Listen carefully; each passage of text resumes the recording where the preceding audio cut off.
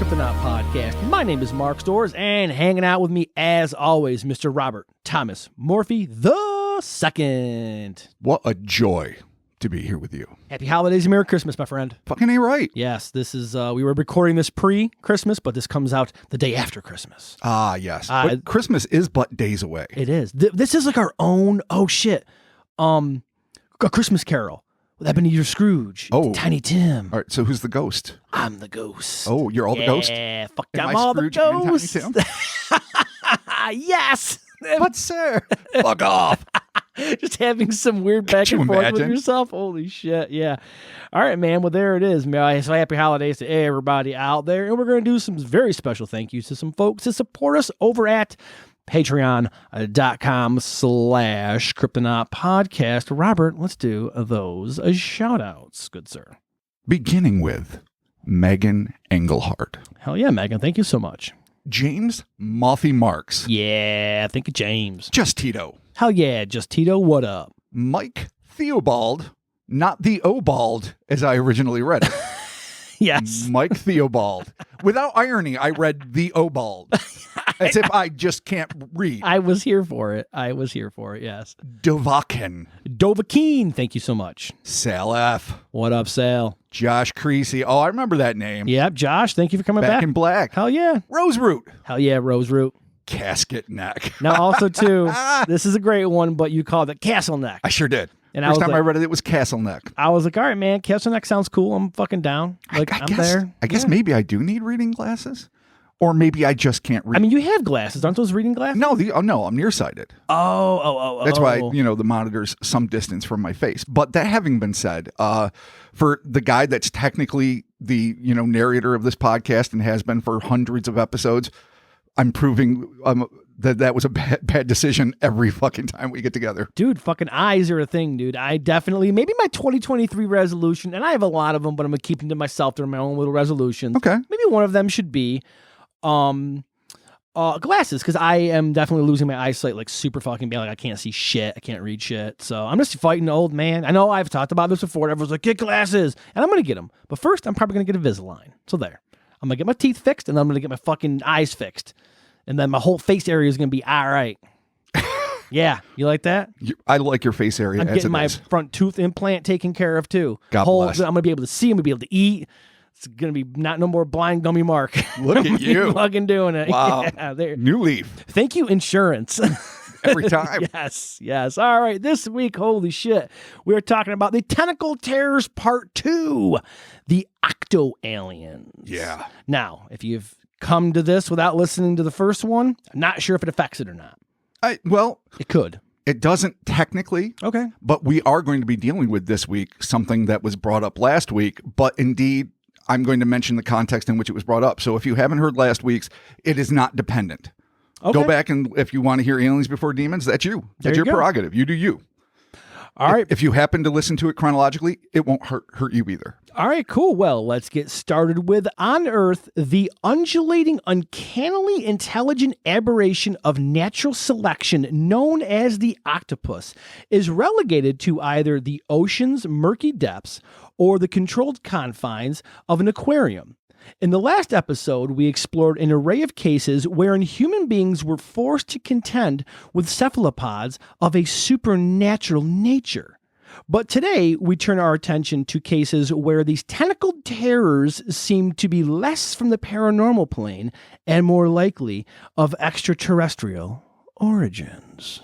Outer space, bitches. Oh, we're going to outer space with some tentacles? Maybe interdimensions. All right, extraterrestrial all right. Could be either, really. I think last week I went super hard on my theory, and I'm going to pump my brakes this week. Because I put that theory out there. It's there. People can check it out. But you know what? This week, I'm gonna pump the brakes a little bit. Which specific theory is this? The umbrella. Okay. Yeah, I know I tend to get a little over the top of this, so I'm gonna pump a little bit. That's right. I'm gonna pump. I'm gonna slow You it had down. me coming around full circle by the end. Yeah, all right. Well, I think I was, getting a little pushy with it. It's okay because even I was listening to myself and I'm like, Jesus Christ, Mark, calm down. Enough. You need it. Enough, buddy. Enough. Sometimes you got to listen to the episode as you're editing and being like, guy, you got to chill. No, it is sometimes I'll listen to a podcast that we've done and be like, that dude is a stranger to me. Who the fuck is that asshat? Wow. Am I really married to this theory? Really? But in my heart, I know it's me. Nice. All right, Alrighty. let's get started. With its huge eyes, writhing tentacles, razor-sharp beak, huge non-centralized brain, and uncanny ability to squeeze through the tightest spaces, is it any wonder that the octopus and its ilk are considered by many to be the ultimate earthbound aliens? This doesn't just stem from the viscous Martian invaders with their Gorgon groups of tentacles, quote unquote, appearing in fantastic works of fiction like H.G. Lewis's trailblazing masterpiece, War of the Worlds, or even more recent cinematic sci-fi epics like 2016's Arrival. In fact, to many modern academics, the thought that we are sharing our world with literal aliens is more mainstream than ever. According to her Patty.com article, Facts About Octopuses That Prove They're Aliens, Jeanette Smith, right on the nose, concludes that much of this move towards acceptance stems from a recent scientific paper titled Cause of the Cambrian Explosion, Terrestrial or Cosmic, about which she wrote, quote, staring into the depths and beauty of our water planet, many ocean lovers may not realize that the answer to where did the octopus come from might lie in the exact opposite direction to where we are looking. While Darwinism would have you believe that life was created from the primordial soup, another theory, panspermia, maintains the belief that certain aspects of life and evolution may have developed due to seeds of matter that came to Earth from other planets.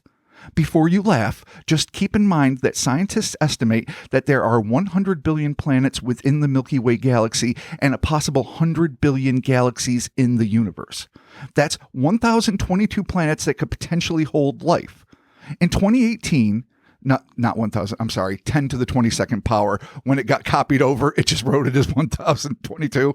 But it's 10 to the 22 power. So let's understand that's exponentially bigger than just 1,022. Okay, yeah, and I don't know math, but 10 to the 22 seems like a lot. It's like, I don't know math either. Okay, all right. But I know it's bigger than that. We're So both even as I read that, we're both in we're super remedial mathematics. Yeah, no, I'm really bad. Like, Oh I my was God. actually thinking about that today. I was like, man, I got through math because I was in a classroom by myself getting taught by a teacher who didn't want to teach me, and the only other kid that was in my class was there half a year because he got in a tractor accident and was in a body cast. Oh. His name was Dan. He ended up being all right. He came back at the end of the year and passed. Well, first off, great for Dan. Yep. I mean, all across the board. But secondly, how do you end up in the tractor accident class?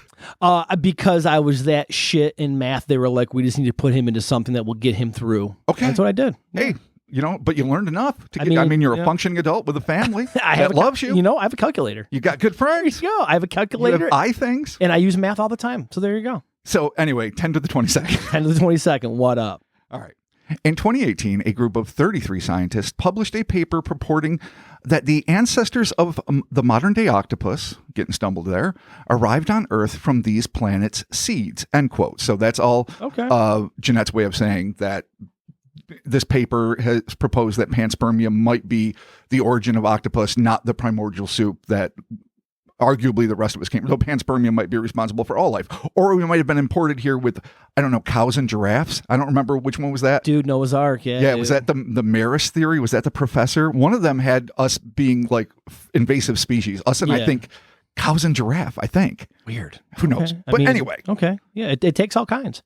As endlessly fascinating as the interstellar origins of these incredible aquatic animals may be, what we're going to focus on here are the often eccentric, multi-limbed, mollusk-like monstrosities that real people swear they have come into contact with, usually in conjunction with highly technological contraptions that seem to indicate that in the vastness of the cosmos, other cephalopod-like critters have had the chance to evolve into something even more astonishing than their ocean-bound earthling cousins. Octopus in space. How is that not a movie? Like, they put Leprechaun in space, they put Jason in space. Like, you gotta kind of do fucking Octopus in space, where it's just floating there like, shit, there's no fucking water. What the fuck? I'm so thirsty. This sucks. I'm gonna get you my fucking beak. My fucking beak. Our first case comes to us from UFO sightings in New Mexico and the world via Albert Rosales' incredible humanoid catalog. Come on. Love Albert. You can't extol its virtues enough. And we've done it time and time again. and is as brief as it is tantalizing. In fact, I'd be eternally grateful to any ufologist or interested party who can provide me with any additional info, as I'd love to expand this astonishing nugget of awesome into a full-length pod. But until such a glorious day, here's what we've got. All right. According to Rosales, sometime in the autumn of 1966, an unidentified 6-year-old witness was playing in his southern Arkansas backyard when, without warning, a large spherical object suddenly appeared before settling down on the lawn. And yeah, it gets better from here. Okay. Mind-boggling as this moment most assuredly was to the youth, it would pale before what came next. In his testimony, the child swore that the orb opened to reveal a group of super buff, bipedal, humanoid pterodactyls. Fucking A right. Wasn't expecting that. Super rip. Oh, man. Who emerged from the craft. Whether via telepathy, a series of screeches, or the Queen's English, the ripped dactyl dudes informed the boy that they were part of a race of creatures known as the Cestus, before inviting him into their spherical vessel for a grand tour. The protocols of stranger danger still being officially unwritten, the kid eagerly complied with the offer. Once inside, his presumably winged hosts, they don't say if they had pterodactyl wings or just the dactyl heads with the crest, who knows? All right. I'm assuming winged, introduced him to a slimy, squid-like creature that was encased, perhaps imprisoned, inside of a large purple crystal. The Cestus explained to their human charge that the enigmatic octopoid, quote, assisted the aliens in their interdimensional travels through the use of its biological energy field, or aura, end quote. Oh, that's a lot to unpack and right that is there. the totality of this case. Oh, Jesus. And my heart is broken that we have no more on this case. Dude, honestly, like there's so much there. They unloaded a bunch of information on this case. Dactyl apparently. dudes, Like, fucking yeah. squid that's basically like a third level guild's fucking pilot or whatever the hell they call it. Of course, I love Dune, but I can't remember names of anything. You know, the big weird whale fetuses that fly them around the cosmos from the confines of like a dust-filled, spice-filled container. The Spice Navigator? Yeah, third stage guild navigator. Oh, yeah. You know what I'm That's talking right. about? Yeah, the super dope one. But instead you get a crystalline, squid that's piloting them through the stars. So weird. The mandactyls. The best part about that trip is like the squid's in this like thing like piloting, and the mandactyls is being dactyls and shit around this. Exactly. And the dactyls are all they're all fucking buff. Oh, and maybe man. it's like a sweet symbiotic relationship. Like maybe it's like two completely different species that, like in primordial Earth, I'm sure pterodactyls and pterosaurs, went down to the ocean and ate, octopus things, cephalopods. I'm sure that happened. But in space, you can be friends. It's just funny that they tell the kid we're called the Cestus. Yeah. Like we are the Cestus. Like they give this kid a lot of information. Weird. They All do. right, man. And maybe more. I mean, who knows? I wish that there was like 11 pages. No, totally. That just was nonstop with information, and whether this kid's just blowing shit up or like it's the craziest real life thing that ever happened, who knows? But instead, we literally get a paragraph. Yeah, and obviously, if anyone out there is familiar with Mr. Rosales's the humanoid series, that we do on Patreon, which actually we're doing one this week for a special holiday humanoid Patreon. A lot of these stories are super short. Yeah, there's he's in and out. There's nothing. There's like no more to them. I don't know. It's a catalog because he's not there embellishing or telling stories. No, the way he's just we are. taking it. He's taking the facts, Yeah. citing them, always giving their sources, Yep. and then putting it out there. And that's what makes it great. That's what makes it so invaluable. But sometimes that opens up a world of further testimony. Dude, as I was getting the stories for Patreon, I'm like, I have so many questions about this encounter. I need more information about this. What the fuck? But check that out at patreon.com/Cryptonaut podcast. Robbert, continuing on. Moving on from the Cestus and their cephalopod buddies. Yes. And with that seemingly simple yet fantastic fact, this incredible case comes to a close just as swiftly and cryptically as it began. Sometimes you just got to be in, you got to be out. Our next case is just as brief as the last, but represents another type of tentacle-bearing beast, one made of, or at least capable of wielding, tangible energy. Okay. According to Timo Pahala, the Finnish Interplanetary Society, on October 17th, 1969, an unnamed 47-year-old man from Helsinki was puttering in his kitchen when he suddenly found himself being yanked backward by what he described as a quote-unquote tentacle of light. Is it Jesus? I mean, that's maybe how it works. Did he come back? Is it tentacle? That coiled around his chest. Oh. Spinning around, the man caught sight of an amorphous blob of light hovering approximately 1.5 feet off the floor and about 12 feet away, much like Christ. Much like the little baby Jesus with his giant Gundam arms. I mean, if I remember anything about Sunday school, it's the amorphous blob of light Christ. Tiny baby Jesus and his giant Gundam arms. Yes, totally. Gundam arms and hands. All right. What separated this from the more metaphysical manifestations we discussed last episode is that this self-illuminated being attempted to communicate with the contactee, not with arcane blood-drawn symbols, if you recall last week. Yes, Jesus. But with classic ET telepathy. According to Albert Rosales, the entity told the eyewitness that he had been selected for contact because he'd shown no fear, adding that they, quote-unquote, wished people well. There's no easy way out. Dun, dun, there's no shortcut home. That's what played in the background. Is that what played in the background? Easy way out. Yeah, I did not realize that. Fucking there it is. When asked if they could meet in a more face-to-face fashion, the energetic entity refused, claiming that to do so would require teleportation and that, quote, and I shit you not, the sound of their teleporting machine infuriated dogs, end quote. So fuck you. All right, well. We're not here to piss off dogs. This is what you get. You get this energetic manifestation in one tentacle. Suck it. All right, you want to see us face to face? You want to deal with the dogs? You want to deal with this paperwork? I'm not gonna. I like how the dogs are the line too. Like, listen, we're not upsetting the dogs, okay? Yeah, this is what you get. And that's the best part. It's not gonna. I don't know. It's not gonna hurt them in any way. That it's not gonna debilitating. It's going to infuriate them. Yeah, it's the best. Like anything doesn't infuriate. A squirrel, a kite. Like, I mean, I like dogs, but everything fucking infuriates dogs. Yeah, dude, my dog gets pissy over the tiniest little fucking things. It's hilarious. If you really spend your whole life trying not to infuriate dogs, you better be in a place that has no fucking dogs. Yeah, exactly. Because your life is fucking occupied. Jesus Christ. All right, man. Well, nevertheless, there you go. The tendril-bearing light being, or at least its incorporeal avatar, promised the Helsinki native that it would return in 2 years. As there was no actual follow-up on this case, we can only wonder as to whether or not this promise was actually kept. And if you're going to go by a lot of other ET, interactions, allegedly, it is not. No, never. Those motherfuckers are all the time lying. And people try to make excuses for him, including myself from time to time. Like, hey, who knows like how often their planet rotates around their star? Who knows what a year is for them, or a month, or a day, or an hour? They might be near immortal, and they don't realize that when they say they're going to be back with, in like 2 months for them, it's going to be 7 lifetimes for us. But on the other hand, I think they're just being dicks. I think they know.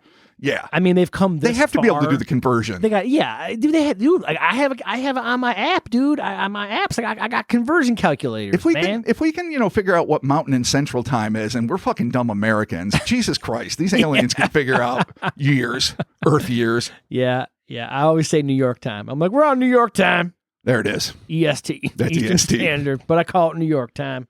All right. Alrighty. Our third case took place in coastal Cayo Margarita, Puerto Rico, sometime in 1971, and was first reported by Jorge Martin in Evidencia OVNI number 19. So I guess UFO evidence for my limited Spanish. Issue 19. At about 11:30 p.m. on the evening in question, a man named Charles Liberton was alone spearfishing in knee-deep water on an isolated ocean reef when, according to Rosales' report, quote, he noticed something in the water that resembled a stingray. He tried to stab it, but the spear went right through it. It was something white and gelatinous. It apparently swam away, and being curious, he followed it, end quote. So you're a spear fisherman. I mean, you're there to kill shit in the water. Okay. Jellyfish? I don't know, Yeah. White gelatinous, but looks kind of stingray. Yeah. Okay. All right. Okay. Well, Weird. I mean, it's dangerous waters. Well, I mean, I'm not a spear fisherman. No. So do you? Yeah. Yeah. Do what you got to do. It was then that Charles came face to freaky face with a bizarre, glowing, quasi-humanoid creature. Quote, the figure's body seemed to be covered with hundreds of shiny dots. The creature had an oval-shaped head. At the spot where the eye should have been, it had two V-shaped holes from which a yellow-orange light shone. So possibly bioluminescent. So glowing triangle eyes, V-shaped eyes. All right, cool. And dots that may or may not, they're shimmery, they're silvery, I guess. It sounds killer. Yeah. But it's odd that this like weird little swimming amorphous thing leads to this. Like, I don't know if they're directly associated or not because, spoiler alert, it's never mentioned again. Mm-hmm. If he tried to kill one of its kids, if it's just an appendage, or if it's just completely unrelated and one thing led to another, who the fuck knows? It's like a scout. Yeah, it could be. Yeah, all right. No, I mean, it really could be. Sweet. All right. The description continues. He did not see a mouth, nose, or ears.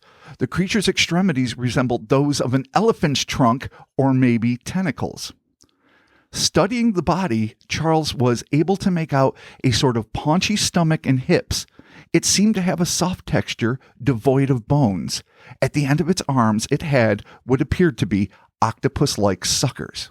Oh, all right. Yeah. Weird. Really weird humanoid thing. I mean, it's almost, I mean, not the Abyss. The Abyss were definitely more liquidy and totally amorphous and had bioluminescent, but it really seems like it's something that would have come from James Cameron's imagination. Yeah, for sure. You know, the glowiness, the see-throughiness, the bonelessness. Super cool and fucking wicked weird. All right. It's fucking octopus-like suckers. There we go. It was at this point that a strange silence seemed to permeate the area, and Charles began to, quote, notice a bright bluish-white light that shone from under the water from a nearby undersea lagoon, end quote.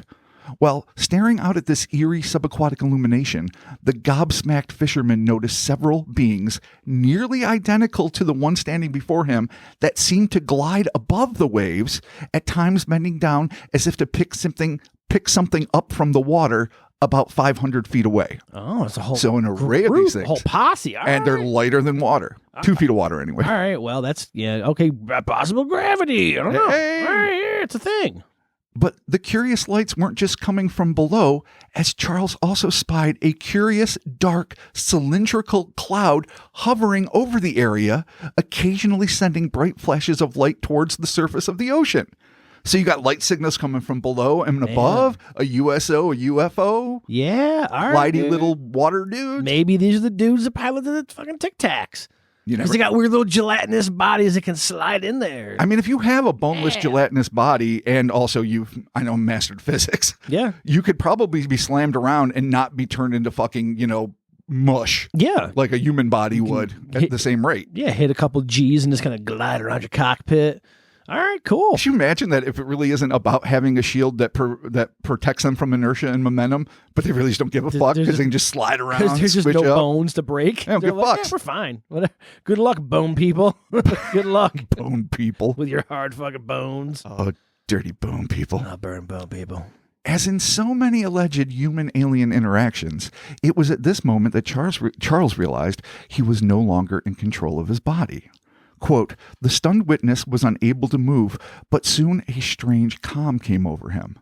Soon the strange being, the one in front of him that is, began to communicate with the witness by the use of telepathy. He was asked numerous questions on subjects that he did not know anything about, but was somehow able to answer all the questions at length, end quote. That's odd. All right. So are they like pulling it from his memory or something? Like, well, if he didn't know about it, then he'd had no memory. Then how would he know? Yeah, that's weird. Exactly. Right. So to be a human being, and I'm not saying he's like just a simple fisherman that doesn't know anything but like the lay of the ocean and the land, and who knows, this guy could have been, a super genius. Right. So I'm not assuming that he's ignorant, but by his self-admission, he didn't know what the fuck they were talking about. But he answered it. Which okay, weird. Indicates to me one of two things, though it could be who knows how many different things. One, that it was information that he did have access to, but he never really thought about. But because he's just a human being interacting in the world, he's able to, say things about things that he didn't think he was an expert on. Right. That's kind of iffy. Next one's even more iffy, but I love it. Mm-hmm. They were using him as sort of a conduit to what some people call the Akashic Record, the universal consciousness. Yeah, dude. So if you want to access the breadth of humanity's knowledge and or maybe all sentience on Earth, the Akashic Record, you find a living sample that has enough of a brain to communicate, and you use that to access this greater information pool, which might result in a memory of said individual being used as a conduit to say, Yeah, I didn't know what the fuck they were talking about, and yet I was badass. I was like on Jeopardy. I was answering this shit like gangbusters. I don't know how. He's like the card catalog for the fucking Akashic record. All right, cool, sweet. I mean, just theories. Yeah, just all throwing right. theories out there. All right, man. Fucking R.I.P. card catalog. You were good for your time. I mean, it might still be around. I don't know. I'm sure someone somewhere has it. I mean, geez, that's a lot of information to just dump. I mean, I'm sure it's all electronic with your kids and your phones or whatever, but I mean, somewhere, someone still has one of them old-ass fucking card systems hanging around. For those kids, you kids out there that don't know what we're talking about, Google that shit, because that's what we find books in the library was the old card catalog. The last time I've seen one, this is literally, you know it because you've been For me, it was high school. It's our buddy, Lisa, who's a librarian who has one. It's like a fucking decorative piece of furniture. Oh my God, really? Yeah. She has a fucking card catalog right cool in the living drawers? room. Oh, Yeah. I didn't know that. You did? Oh, shit, no. That's all right. That's how it is now. Now it's a nostalgic piece. It's like a little edifice to the past that All right. librarians cherish. Nice. And Well, the rest of us. Moving on from old librarian tech. What's Yes. happening now? Okay. Then, just as abruptly as it had begun, the telepathic voice in his head was silenced. At that exact same moment, two creatures similar to the one that Charles had been communicating with glided toward them, stopping on either side of the being who had first made contact with the perplexed angler. Whether or not it was their intention to prevent their comrade from speaking further to this human, the unfathomable trio remained silent as they suddenly turned around, leaving the still frozen fishermen behind and rejoining the remainder of their inhuman crew. So I don't know if they were just fetching this dude because it was time for them to leave, or if maybe this was a punk kid who was like playing with a local animal, and just like, you know, any parents that are like done camping, they're like, Bobby, get back here, leave him alone. He might be rabid, whatever. The bone person's rabid. Bone dude. people are rabid. Yeah, there you go. We You don't know that. or who knows why, but right. for whatever reason, two of these things came over, dead silent. The telekinesis stopped, or the telepathic information stopped. They spun around, they split. All right, there you go. As soon as they were some distance away, Charles found that he had regained control of his bodily functions and was startled by a voice in his head telling him in no uncertain terms to leave the area. Following the letter of the law, if not the spirit, the dedicated spear fisherman, revealing balls of steel in the mind of an idiot, simply left the immediate vicinity but continued to ply his trade in a nearby lagoon. I mean, if you did, you got shit to do, dude. Like, sorry, guys, but like, I'm gonna go over here and fish. I don't know. These things that can float and they have like clouds that control light and undersea lagoon lights, and there's how many of them just fucking around. They tell me to leave. I'm out, at least for the night. I mean, maybe this guy's this is how he makes his living, dude. He could be. Yeah. But you're going to have to figure out something else that night. Hey, I say fuck it. I'm with this guy. Keep fishing. You really stay fishing. Fuck yeah. You're not gonna tell me what to do. Pshaw. You know me. Don't tell me what to do. Well, I know. I don't like to be told what to do either. But if you're of a certain caliber of entity, you can tell me what the fuck to do. Hey, whatever. I'm going fishing. All right. Yeah. Either way. There it is. As is often the case, luck favors the foolish, and Charles continued his chore without further incident. So he won. Yeah, he did. That round. Yeah. Coming up next. Yeah, I know. Who knows? Yeah. So though the list of encounters with tentacled terrors from outer space is seemingly endless and includes previously covered luminaries such as, and I'm going to start back plugging some of our pods. All right. Episode 7's Crazy Critter of Bald Mountain, 35's Stumps, 135's Alien Octopoids, and one of my personal favorites, episode 50's Kitami Abductors. Oh. Do you remember that? The weird bag-headed Yes. octopus with an antenna, and it looked like he had multicolored chicken pox or something. Yes. Yeah, I do. And the Japanese guy that was abducted jumps out of the fucking UFO, lands on a neighbor's roof, barrel rolls down and tries to seek help. I love it. Octopuses ahoy throughout all of this shit. There you go. So granted, we dealt with fucking octopoids since day one practically with this pod. Totally. But for today, our final case was one that we introduced last week's in the episode called Octodemons, where we dealt with a self-proclaimed psychic named Elkara and the ostensibly interdimensional, though occasionally extraterrestrial entities that she had been dealing with from the young age of 3 years old. After terrifying run-ins with everything from diabolical shadow people to reptilians to classic greys, Elkara's outlandish odyssey culminated by a visit from an, quote, entity that looked so ridiculous that I brushed it off as my own imagination. Yes. It had a structure of a human, head, torso, 2 legs, but the remarkable difference was it had 8 octopus-like tentacles for arms. I couldn't remember how its face looked because at that time it seemed so ridiculous to me that I didn't take the time to study it, end quote. Weird maneuver, but okay. And last week we discussed, like, after you experience all of these things, to encounter something that is this deliciously weird, but then to think to yourself, well, fuck it, this one can't be right. Yeah. Just goes to show you how steadfast human beings are in an attempt to ignore the weird, even when your whole life is immersed in the weird. Yeah, I mean, I guess that was the one that she's like, what's, whatever. It's my imagination. All right. Sure. Take notice. But everything else is gospel. Yeah, seriously. It depends on your belief system. She had a deeply Christian belief system, so who knows how that played in or didn't. Yeah, all right. Okay. In an effort to identify the bizarre being, Elkara scoured the internet, eventually uncovering the case we'll be exploring now. Quote, I told my partner about it, and we did some internet search and only found one article citing similar encounters. It was by a Dutch psychic, Robbert van den Broeke.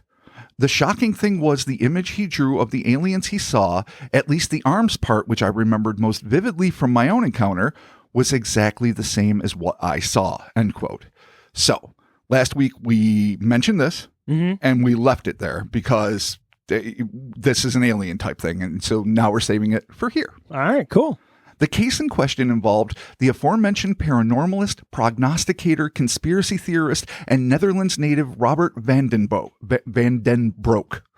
Not great at names. Van den Broeke, who claimed to have had an incredible telekinetic encounter while investigating crop circles in the region of Zevenbergen, according to a now deleted post on Van den Broek's website under the title, Then Lo and Behold, This Happened, Meeting with Aliens and Lagging Body Parts.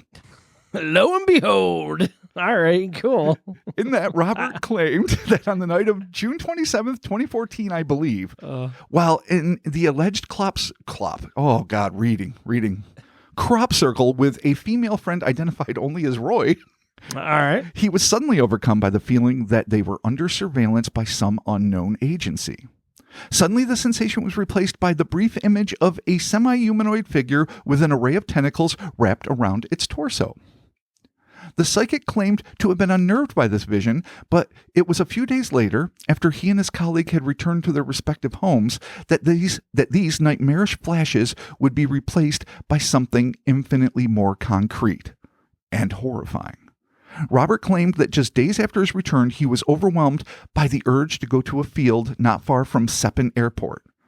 Following his instincts, he hopped on his motorcycle and traveled to the isolated space. After a few moments of nothing, the witness was dumbfounded to suddenly see a massive, horizontal, egg-shaped craft that was hovering about 50 feet above the meadow.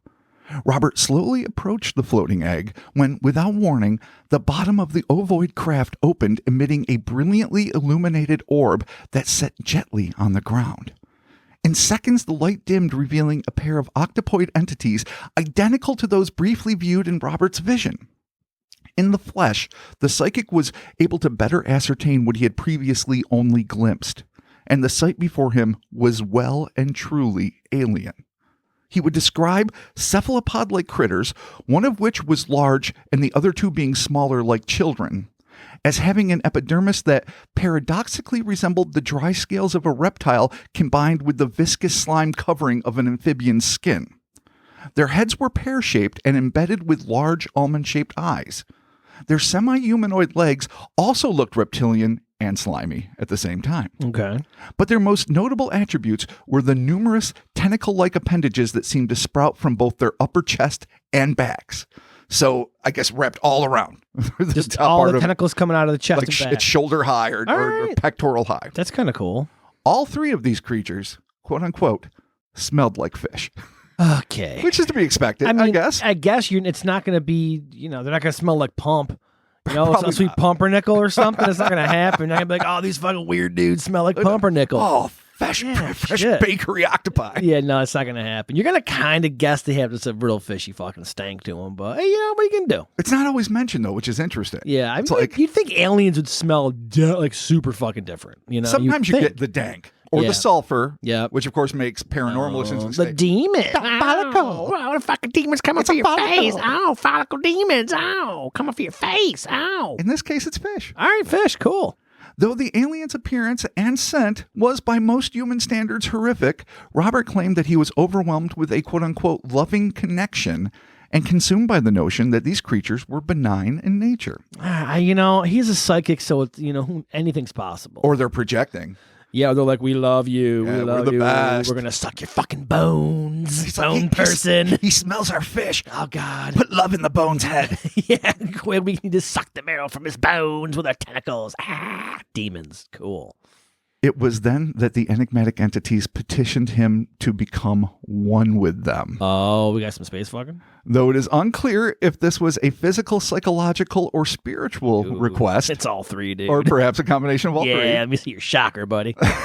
Robbert claimed that their invitation filled him with dread. But ironically, it was not the potential loss of selfhood that filled him with fear, but the much more concrete concern that he might be exposed to alien bacteria.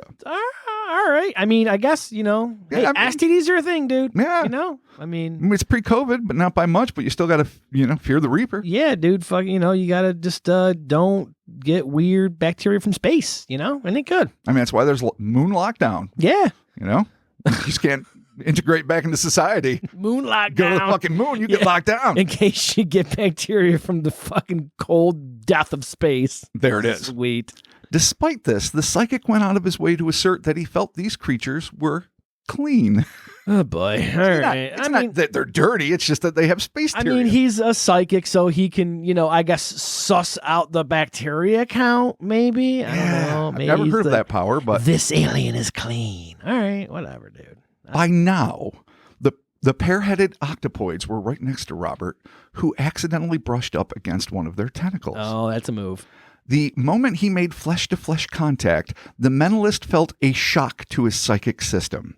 He received a message telling him that he was meant to serve as a psychic bridge between the human race and these mysterious visitors. It goes from fucking to a part-time job. There it is. That's bullshit. I know. All right. I was invited to an orgy, and now, seriously, I'm doing paperwork. Yeah, now I'm a receptionist. God damn it. Son of a bitch. How did I become a fucking clerk? God damn it. They explained that with his help, they might be able to interact with humanity as a whole without being burdened by, quote, alien and racial discrimination, end quote.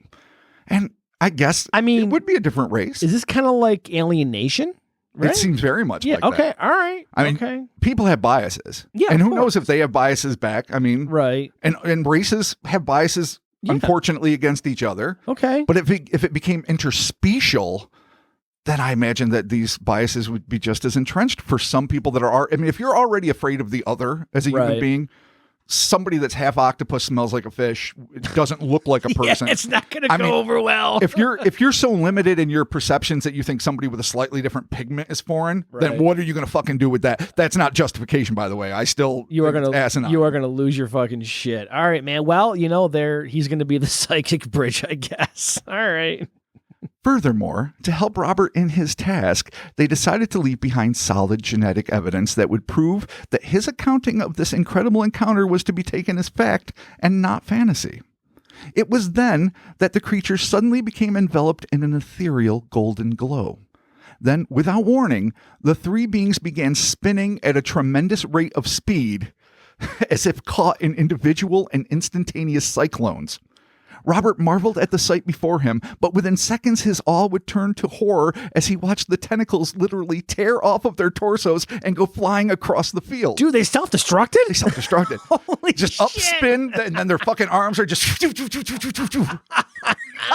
That's hilarious. It is nuts. It's like, this is how we say goodbye. Like, well, stop saying goodbye, fucker. Oh my God, cut it out. Yeah, stop. All right, man. The terrified psychic telepathically asked if the spiraling squid men were okay. Their response, as the remainder of their now armless repto-octo bodies shot back into the egg, was to tell Robbert that they were leaving their tentacles behind to serve as proof of their reality. Jesus Christ. They comfortingly added that they would be able to regrow their missing appendages and that losing them caused no undue pain. All right, I guess that's good. So as they're hooking back up into the hole at the bottom of the egg, their fucking arms are all over Seppenfield. Oh, Oh shit! I have a weird move, man. Real weird super move. weird move. Like, you don't see that one coming. No, not at all. You're worried about germs. The next thing you know, limbs ahoy. You're just getting covered in tentacles. Oh, and slime and fucking scales and whatnot. You know, just something's gonna get in your mouth. Oh, gross. Oh. Yeah, dude. Like fucking Prince of Darkness, dude. Just like it. Yeah. Fucking And once it's in your mouth, you're fucked. Oh, that's it. Prince of Darkness coming back. Within moments, the egg-shaped object increased in luminosity before flashing out and vanishing like a television being turned off. That was his analogy. Okay. Leaving Robbert alone in the field, surrounded by piles of amputated alien tentacles. Jesus Christ. Not knowing what else to do, Robbert grabbed 2 plastic bags from the back of his motorbike and picked up as many of the windblown limbs as he could find. He was about to continue his search when a voice boomed in his head, "You have enough." You, sir, have reached your limit. You took enough tentacles in your bag, sir. Like, how many do you think you need to prove? Really, honestly. I mean, you have to have all of them. Like, you can't leave a couple. 11's just enough, 12 is asinine. You can't. You got to take them all. I'm thinking, too. Like, you want to leave evidence for Take all of the shit you people? can take. You take all of it. Strangers? Liars to do what they will with? Jeez, the fucking birds ain't going to eat it. Well, you don't know Bunch birds. of raccoons coming around sucking on Raccoons weird will definitely tentacle. eat it. Oh, they'll be eating the fuck out of these. Oh, things. God. All right. And then what are you going to get? Like octocoons? Oh, yeah, No one dude. needs that. Fuck yeah. All right. Weird fucking raccoons, man. You have enough. Turns into the thing. Shit. Robbert then slung his slimy trophies over his shoulder and rode home toot sweet, whereupon he deposited the fishy-smelling appendages into the freezer next to his frozen fucking pizza or whatever the goddamn Dutch eat. I don't know. Of all the places to put it, don't put it where you store your food. Exactly. Dude, it's gonna it's gonna permeate and ruin all your shit. I mean, that's a Tales from the Crypt right there. That's an EC Comics waiting to happen. Your eggs and butter are fucked. Yeah, Don't even touch the cheese. It's going to drip on some meat or something. Gross, and then man. what are you going to do? Yeah. You're going to eat it and you're going to fucking octo out. There you go. Not long after these events transpired, Robbert made a video, which has since been, as I mentioned earlier, removed from his website, detailing the incident and purporting to show the actual samples he collected, which, perhaps not unsurprisingly, resembled the tentacles of a relatively large octopus. So he still has them. Okay. Yeah. All right. Well, I mean, I guess nothing. He just, I wonder why he removed from his website, but that's a whole other thing. Yeah, that's, well, we have flags Yeah, off in the got, red. We got flags. And we put pins in there. Have we looked him up on Facebook by any chance? I have. Okay. And I didn't do much research, but he's there. Okay. All right. But he's not getting too fucking wild. He's not talking about the tentacles every day. Look, you guys will fucking get what I got. Oh, this dude's wild. Oh, all right. He's wild. Let's not pretend that this guy is like the picture of commonality and fucking rationality. All right. No, he's a Dutch psychic. The fuck are you gonna do? The wildest of the bunch. Clog wearing fuck all. He's just clogs and cocaine and psychic abilities, Clogs man. and coke. Yeah, the dude. Robert Vanderbakken story. Oh man, all right. Which of course is not true. Don't sue us. Yeah, no, Mr. Vanderbach, we don't know about your propensity for cocaine or lack thereof. There it is. So, in the video, Robbert makes a plea for anyone willing to perform or pay for DNA tests to come forward. Get a GoFundMe, dude. Yeah. Come on. Maybe he did. Launch a Patreon. Further claiming that he would be glad to give a sample to all comers in the hopes that it would finally confirm the existence of alien life. Let's see if we get a hold of him and get some fucking tentacles. Needless to say, this seemingly open and honest request has failed to make an impression on debunkers who claim that Robbert is in possession of nothing that could not be found in any reputable seamonger shop. While, of course, there are others who insist that he is in possession of the smoking gun that will prove once and for all that extraterrestrials actually exist.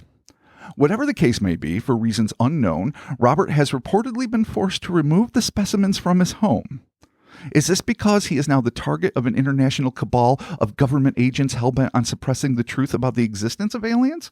Or are others of the same ET species attempting to reclaim the remains in order to keep humanity in the dark because they feel we are not ready for first contact? Maybe these big stinky hunks of decaying octoflesh were just making his apartment a living hell. We don't know. I mean, if you have these things and you're like for years hanging out with them, like... I mean, I think when things are frozen, they don't usually smell. Though I've opened a freezer, and if something's particularly pungent, sometimes you're like...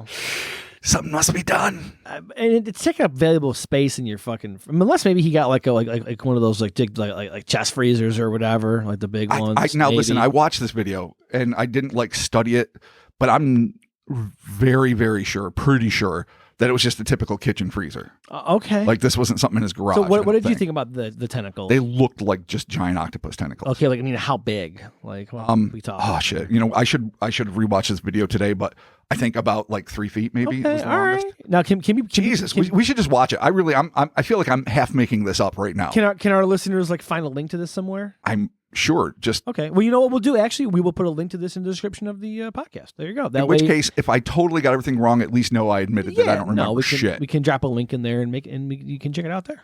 Okay. All right. Cool. So whatever the case, Van der Broek's claims of contacting a tentacled being are far from the first and almost certainly won't be the last.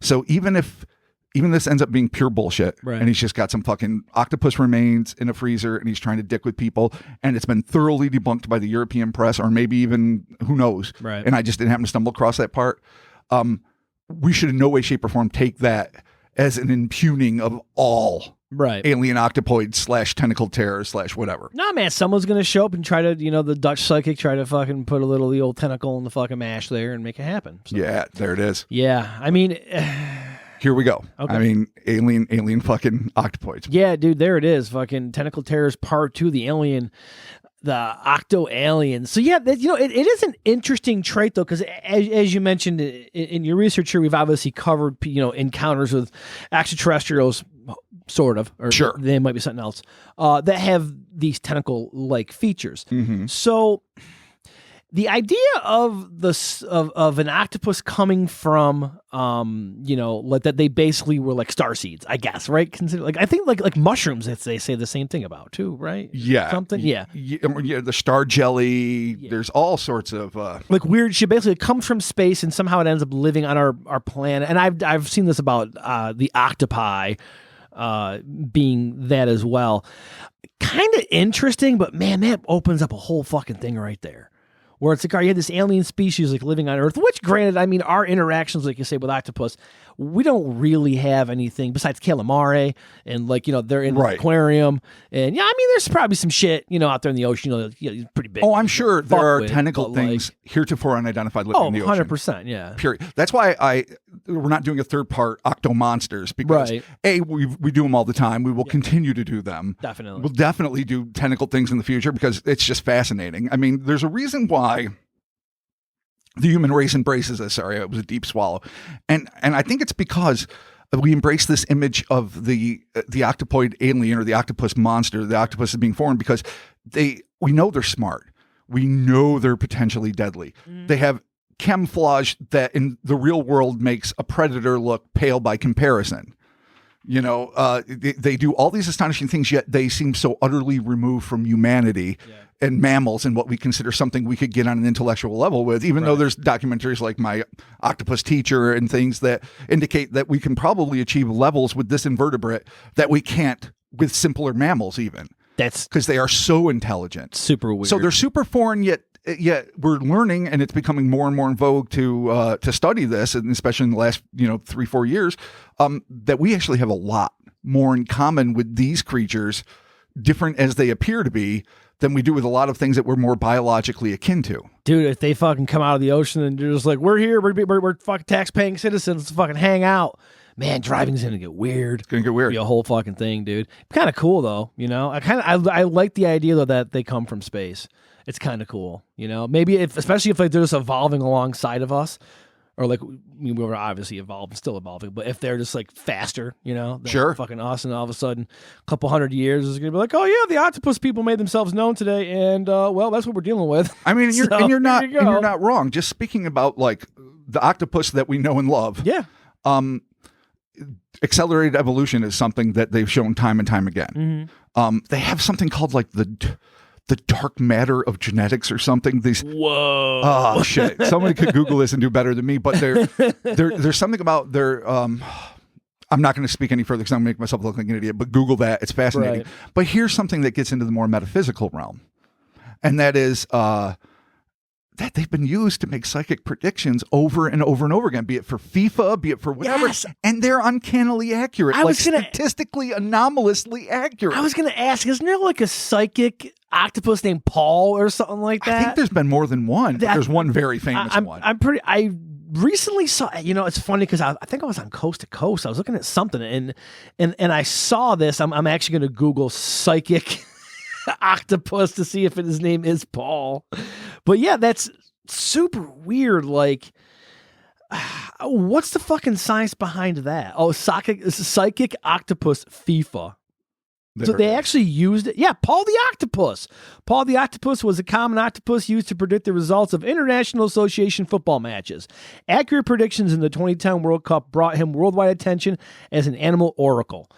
How fucking weird is that? Weird. Now, but before we get super pro fucking octopus here. Not that we're anti-octopus because we're not, but before we get super fucking, these are our new overlords and shit. All right, there is, obviously could be just coincidence. Yes. Okay, this thing happens to fucking put its tentacle on a card that was like whatever FIFA team win. I don't follow fucking soccer. I have no idea.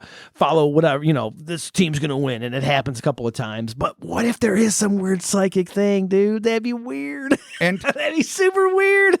As fascinating as that would be, and possibly plausible, to backtrack just a little bit because of the power of Google. An international team led by researchers at Dartmouth College and Max Delbruck Center, MDC, in Germany, report in the Journal of Science Advances that octopuses are the first known invertebrates, creatures that lack a backbone that constitute roughly 95% of an animal species, to contain a high number of gene-regulating molecules known as microRNAs. The genes of 2 octopus species show an increase in microRNAs, which are linked to the development of advanced cells with specific functions over evolutionary time that has so far only been found in humans, mammals, and other vertebrates. That, I think, is what I was trying to explain earlier when I was trying to get into like the dark matter of genetics. Dark matter of genetics, yeah. Even though it still doesn't mean I know any. Yeah, microRNAs are known as the dark matter of the animal genome. They don't make proteins, but regulate the expression of proteins.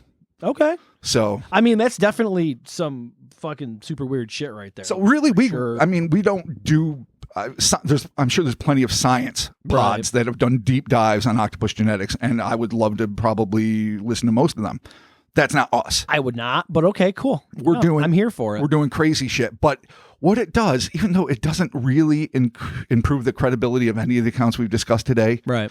It at least leaves the idea open that as a viable method for physical expression of evolution, tentacles are solid.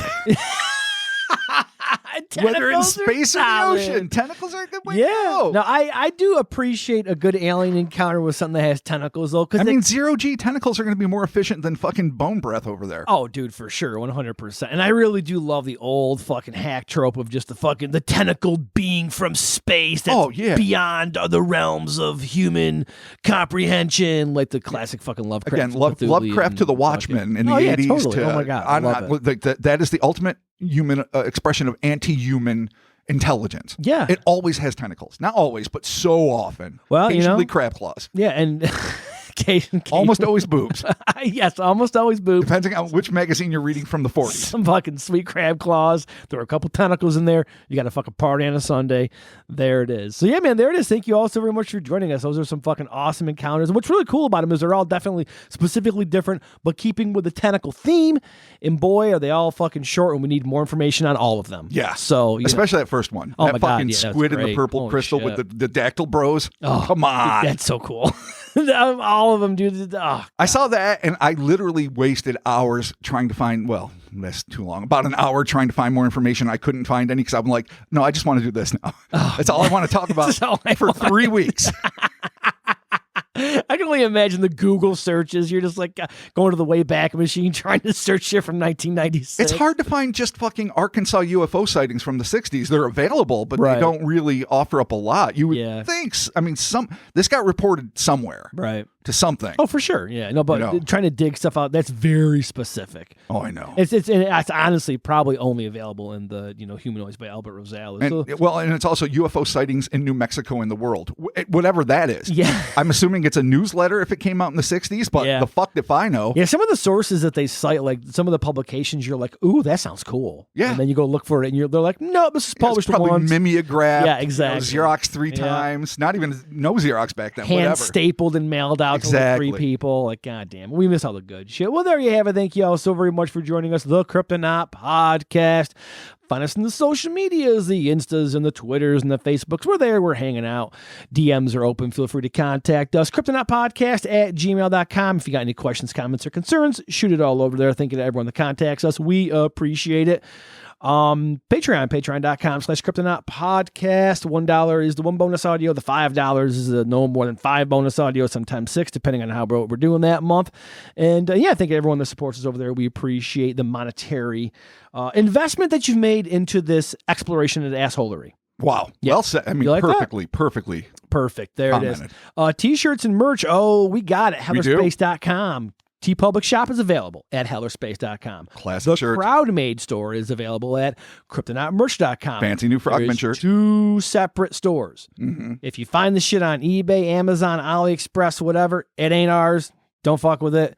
Don't worry about it. But I do keep seeing new bootlegs on Amazon that I'm trying not to buy.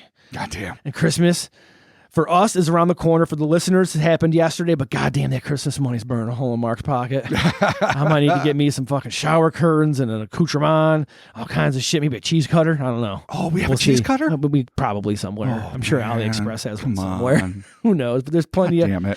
Be sure to stick to all the official, Cryptonaut merch. Yeah, only channels. let Mark support our fucking just bootleggers. Let me get all the bootleg shit because it's if people are gonna fucking bootleg your shit, you kind of gotta be like, I need to get that shit pillow. I need to kind of get the shitty pillow. You do have one shit pillow. I have a real shit pillow. I love it though. It's fucking awesome. I mean, I hate it. Fuck that. They're sons of bitches. Didn't even print the fucking wings properly on it. Awesome. The goddamn thing is scrunched. It's all over there. It's happening. Because it's like a punk rock zine. It's the shittier God. it is, the more charming. Yeah, way. I But it guess. is shitty. But taking someone's art and shit is dog shit. So don't. No, I agree with that in principle.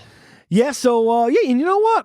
Thank you to everyone that tunes in weekly. Thank you to all of our listeners. We appreciate it. Holy shit. I think coming up, actually, I'd have to check the official dates, but we're coming up like on, I think our pod anniversary maybe, because I thought we started in like January. I'm pretty sure we started in January. I'm pretty sure we did. 2018, right? I think so. Actually, I can do a quick little search here and just go to my Spotify app. Oh, I'm a Spotify user here. Go under podcasts and shows. Letting the listeners do this. Go to the Cryptonaut Podcast. Go all the way to the goddamn bottom.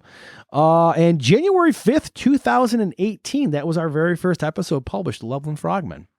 We're almost 5 years old. Jesus, we are, aren't we? That's nuts. Oh, man, I can't do math, but yeah, 2018, shit. It works.